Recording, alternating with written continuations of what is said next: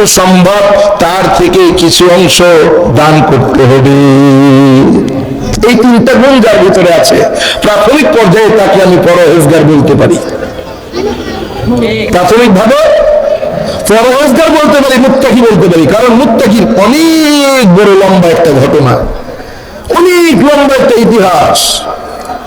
মুত্তাকি শুধু এই তিন গুণে মুত্তাকি হওয়া যায় না, মুত্তাকির আরেক সূরা মুমিনুনের ভিতরে আছে মুত্তাকি যারা হবে তার 7টা গুণ থাকবে। এইভাবে মুত্তাকিদের পরিচয় তুলে ধরেছেন আমার রব। তবে সব থেকে যে জিনিসটার বিষয় নিয়ে আলোচনা করতে যাচ্ছিলাম, যালিকাল কিতাব লা রাইবা ফি, যেটা এমন একটা মহাগ্রন্থ যার মধ্যে কোনো ভুল নাই, সন্দেহ নাই। পৃথিবীর জমিনে বেঈমানেরা কোরআনের ভুল বের করার কম চেষ্টা করে নাই, কম চেষ্টা করছে, কিন্তু আজ পর্যন্ত কেউ সফল হয়েছে? কিয়ামত পর্যন্ত হবে? কেন হবে না? রব আমার বলতেছেন, ইন্না নাহনু নাযালনা যিকরা ওয়া ইন্না লাহু লাহাফিজুন। আল্লাহু আকবার। রব বলেন নিশ্চয়ই এই মহাগ্রন্থ কোরআনে কারীম নাজিল করেছি আমি। কে নাজিল করছেন? আর এটার হেফাজত করব আমি। অতএব এটার মধ্যে ভুল বের করা অসম্ভব, এটাকে পরিবর্তন করা অসম্ভব। কারণ পৃথিবীর জমিনে অন্য কোন ধর্মগ্রন্থের কোন হাফেজ পাওয়া যায় না, কিন্তু কোরআনের হাফেজ গুণে শেষ করা যায় না। কি ঠিক কিনা? মাঝে ভারত কলকাতার ছাপা কোরআন শরীফের মধ্যে মাঝে মাঝে ভুল লিখছিল, মুসলমানের ঈমান ধ্বংস করবে এই চিন্তায় কোরআনের মধ্যে ভুল আয়াত ভুল লিখছে, উল্টা পাল্টা করে লিখছে। যখন বাংলাদেশে আসছে হাফেজে কোরআন বা কোরআন পড়তে শুরু করেছে, দেখে যে ভুল, সঙ্গে সঙ্গে সেটাকে বয়কট করেছে। ঠিক না? তার মানে কোরআনের মধ্যে ভুল তুমি চাইলেই ঢুকাতে পারবে না। কেন? বলে শুধু একজন নয়, দুইজন নয়, বাংলার জমিনেই 25 লক্ষেরও বেশি হাফেজে কোরআন আছে, যা পৃথিবীর ইতিহাসে অন্য কোন ধর্মের অন্য কোন গ্রন্থের একজন হাফেজে খুঁজে পাওয়া যায় না। কি ঠিক কিনা? হাজিরিন, কোরআন নাজিল হইতেছে, কোরআন নাজিল হবে, এখনো হয়নি। আমার নবীজি মুহাম্মদ রাসূলুল্লাহ সাল্লাল্লাহু আলাইহি ওয়া আলিহি ওয়াসাল্লাম এখনো নবুয়ত পাননি। নবী হওয়ার আগে, নবুয়তের আগেই আমার আল্লাহ তাআলার কাছে আমার নবীজি প্রিয় বান্দা হিসেবে ছিলেন।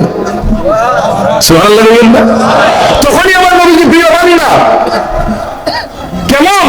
বলে আমার নবীজি বেঈমানদের কাছে তখনই নবুয়তের আগেই আলামিন উপাধি পেয়েছেন। বলে এত বিশ্বাসী মক্কার জমিনে আর দ্বিতীয় জন তৈরি হয় নাই, এত আমানতদার মুহাম্মদের মতো আমানতদার দ্বিতীয় জন মক্কায় নাই, এত বড় সফল ব্যবসায়ী মক্কায় দ্বিতীয় জন তৈরি হয় নাই। তখনই আমার নবীজি আমার আর রবের কাছে প্রিয় বান্দা হিসেবে ছিলেন। এখনো কোরআন নাজিল হয় নাই, বয়স 23 থেকে নিয়ে 40 পর্যন্ত মক্কার জমিন থেকে উত্তরে 3 মাইল উত্তরে, কত?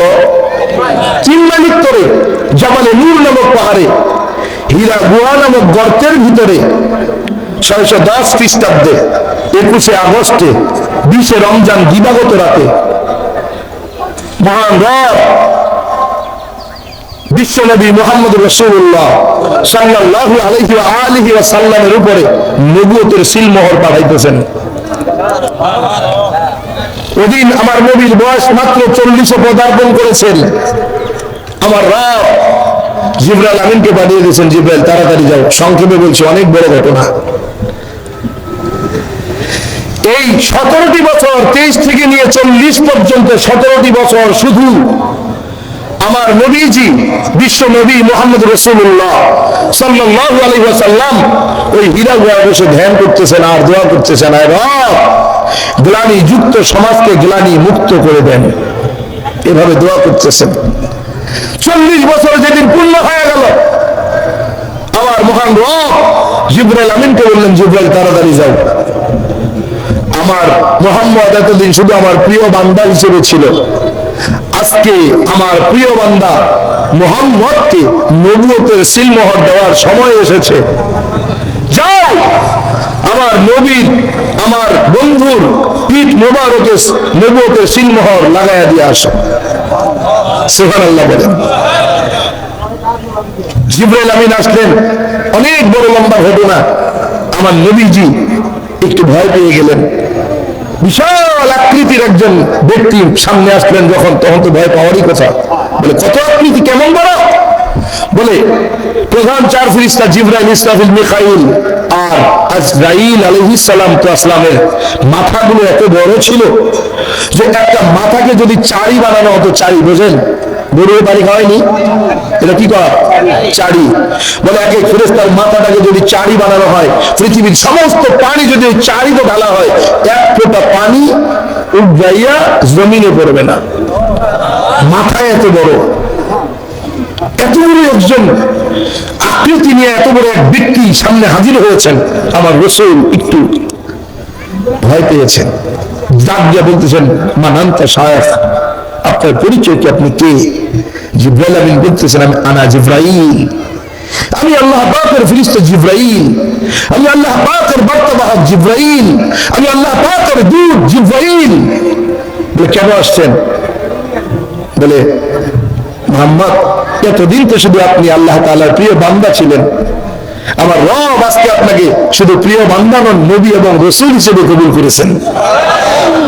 আমি নবুয়তের সিলমোহর নিয়ে আসছি, আল্লাহর নবী। নবুয়তের সিলমোহর লাগাই দিয়া জিবরাইল আমিন বলতেছেন, হে নবী, ইকরা, পড়ুন। আমার রাসূল বলেন, আনাবি কারীম, আমি তো পড়তে জানি না। জিবরাইল আমিন আমার নবীকে বুকের সঙ্গে জড়ায় চাপ দিয়ে ছেড়ে দিয়েছেন, বলতেছেন, হে নবী, ইকরা, পড়ুন।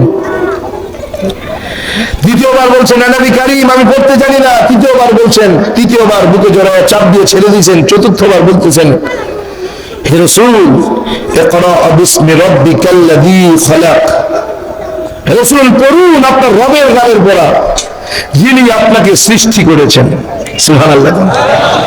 বলতে দেরি হলো, আবার রাসূল পড়তে শুরু করলেন, ইকরা বিসমি রাব্বিকাল্লাযী খালাক, খালাকাল ইনসানা মিন আলাক, ইকরা রাব্বুকাল আকরাম, আল্লাযী আল্লামা বিল কলাম, আল্লামাল ইনসানা মা লাম ইয়ালাম।